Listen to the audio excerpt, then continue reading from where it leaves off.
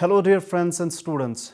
I welcome all of you in yet another lecture on the Western political philosophy. Today we are going to discuss John Locke, one of the most influential political thinker in the history of political thought. Given his contribution to political thought, it would not have been fair to conclude his contribution in one lecture. Therefore, we have divided it into two parts, and today is the first part of the two-part lecture series on John Locke. In the current lecture, I will give you an overview of his life, education, socio-political context, especially in relation to English Civil War and the subsequent events in which he operated. Given this, I expect all of you that by the end of this lecture, you are expected to know John Locke and his life, understand English Civil War and its impact over the John Locke and his ideas, explain the basic tenets of John Locke's political philosophy, and Locke's contribution in laying the foundation of a liberal state based on rule of law and recognizing inalienability of natural rights of man. Now let us shift to the main context of this lecture, and I will begin the topic with the life sketch of John Locke. John Locke was born into a Puritan family in Somerset in England. He is recognized as the father of liberalism. His father was a country lawyer who fought on the side of Parliament in the English Civil War. Locke went up to Christ Church College at the University of Oxford in 1652, and after completing his degree, he started teaching there and remained associated with the Christ Church College for about 30 years with certain interruptions until 1684. John Locke became interested in medicine in early 1660s, and in 1675 he joined the college and completed the degree of Bachelors of Medicine. Later he became acquainted with many members of the newly formed Royal Society and was himself elected fellow in 1668. It was as a medical man in 1666 that he first met and cured the first Earl of Shaftesbury, the leader of the parliamentary faction in English politics, and subsequently became his medical advisor. The two men developed very good relationship with each other, and Locke became part of Shaftesbury household. There is a perception among many scholars that it was because of his Shaftesbury influence that Locke became a liberalist. According to Maurice Cranston, John Locke's biographer, Locke learned his liberalism from Shaftesbury, since Locke's earlier writings showed no signs of or space for the concept of rights to property or for dissent against the civil magistrate. And because of his close association with Shaftesbury, Locke had to exile himself to Holland after James II succeeded to the throne in 1685. However, in 1689, a year after the accession of William of Orange, Locke returned to England and published Essay on the Laws of Nature. In the same year, he published his two treatises of government and his first letter concerning toleration. His another book, titled Thoughts on Education, came out in 1693, and on the reasonableness of Christianity was published in 1695. Some of his lesser known works include Raising the Value of Money and some considerations on the lowering of interests. Locke played a significant role in the repeal of the Act for the Regulation of Printing in 1695 and in the recoinage of the debased English currency in 1690s. In 1695, he joined a committee to advise the Chancellor of the Exchequer on monetary policy. In 1696, Locke was appointed in the Council for Trade and Plantations, and for 4 years he fulfilled fairly onerous duties on the Board of Trade for considerable annual salary of £1,000. In June 1700, Locke resigned from the Board of Trade, a sick man, and thereafter lived mostly at Oaths, pursuing a long-standing interest in biblical criticism. He set about the work which was posthumously published as a paraphrase and notes on the Epistle of St. Paul, an important contribution to hermeneutics. In 1702, Locke wrote the reductive discourses of miracles, and in 1704, he published a fourth letter on toleration. Locke dies on 28 October 1704. For the last years of his life, Locke was generally respected, as with Newton, one of the Britain's two intellectual giants, a reputation undiminished by his death. Locke influenced George Berkeley and David Hume, and his modified edition of the social contract theory laid the foundation of the ideas of liberal democracy and classical republicanism. Locke was an enormously influential figure in the formation of the early government of the United States and the drafting of that country's constitution. His political theory also influenced Rousseau, Immanuel Kant, John Rawls, Nozick, and many others. After discussing the life history of John Locke, now let me discuss about the significant events in the history of England and how those events influenced the political philosophy of John Locke, which are our main concern here in this lecture. 17th century English Civil War formed backdrop to the writings of Thomas Hobbes and John Locke. The civil war between the supporters of the Parliament and the monarch had many strains, with the economic, religious, and political dimensions of this struggle all being equally significant. In 1642, as tensions between Parliament and the monarchy continued to escalate, King Charles sent soldiers to arrest 5 members of Parliament that he considered to be his biggest critics. This action by the Charles I was seen as an attack on the people by the parliamentarians. Consequently, civil war broke out in 1642 in England between the supporters of Charles I, the Royalists, and the supporters of Parliament. The supporters of Parliament soon fell under the leadership of Oliver Cromwell and his new model army. The new model army was able to claim major victories over the Royalists. In 1646, Charles I surrendered, but in 1647 he escaped, and the next year the civil war resumed, with the Royalists being quickly defeated again. In 1649, Charles I was put on trial for charge of abuses of power against the Parliament and the people. He was found guilty and thus beheaded. One of the major outcomes of the English Civil War had been that it challenged absolute monarchy. This served as foreshadowing of John Locke's idea that a government or a ruler's abuse of power should lead to his overthrow. After the English Civil War, England's government was in a state of transition, and for the first time in many years, England had no king. Oliver Cromwell, who led the new model army during the English Civil War, became Lord Protector of England. A Lord Protector was a non-royal ruler.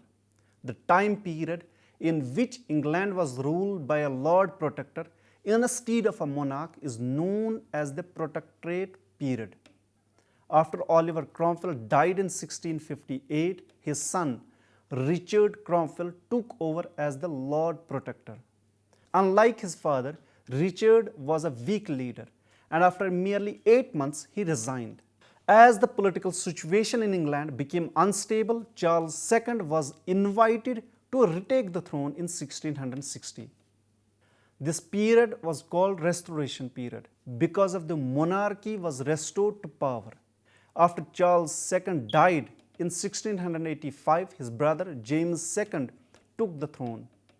James II was a Catholic, which caused Protestant leaders to fear that he would return England to a Catholic nation. Thus, these Protestant leaders of Parliament turned to William III of Orange for help and asked him to take the throne of England.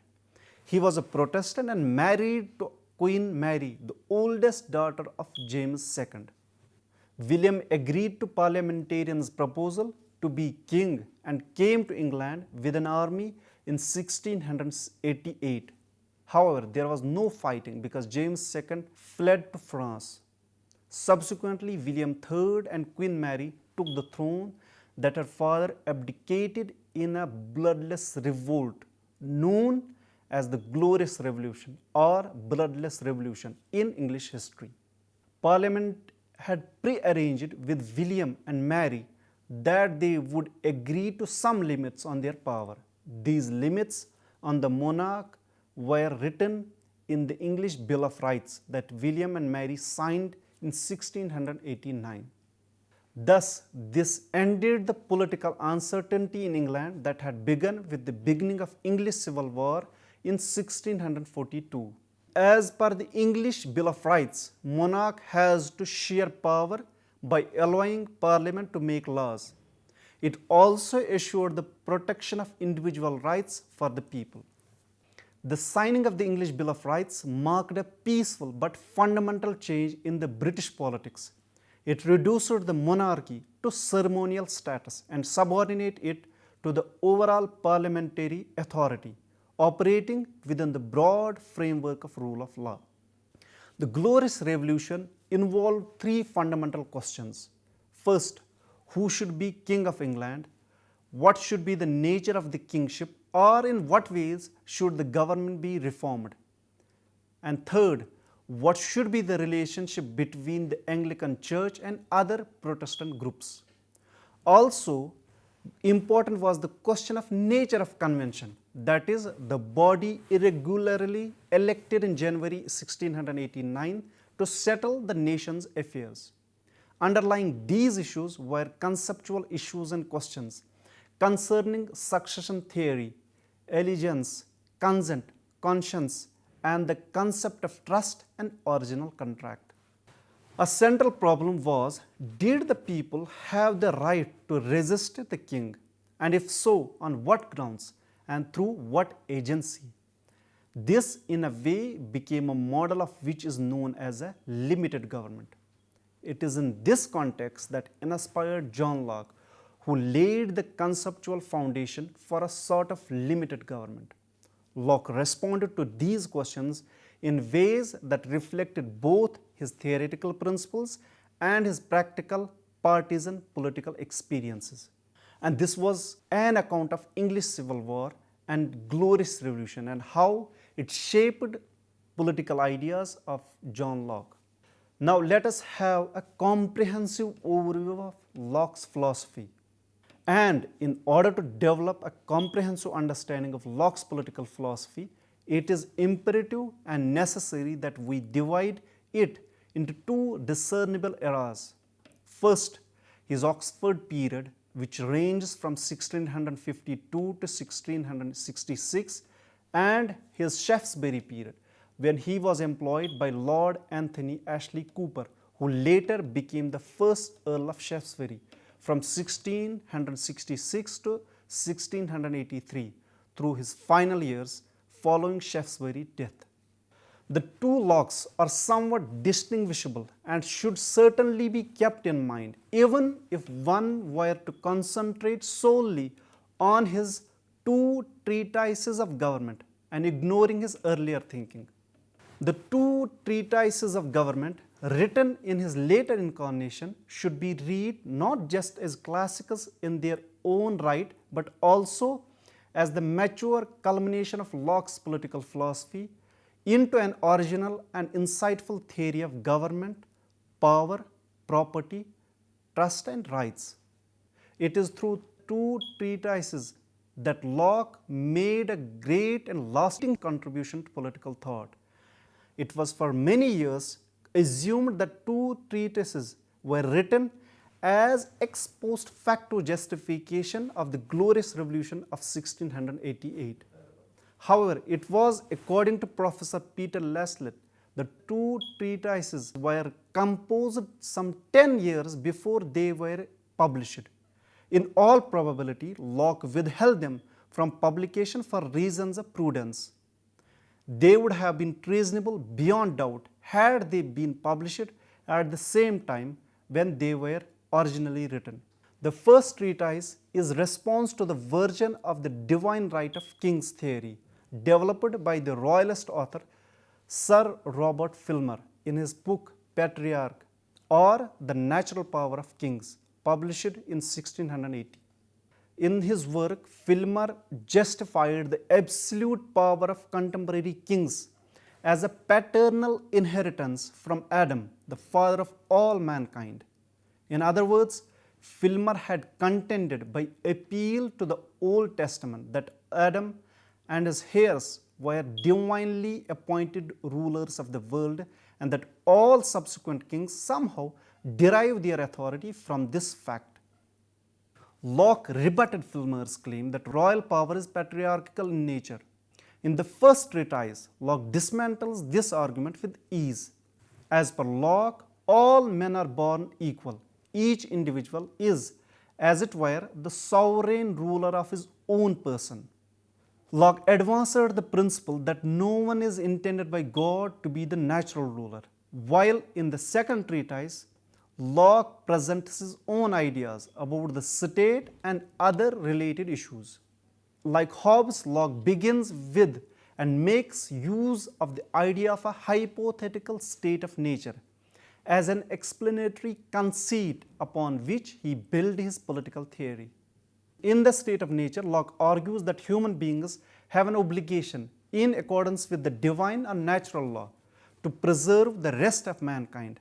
They are equals as creatures and servants of God by rational extension of their duty to preserve themselves.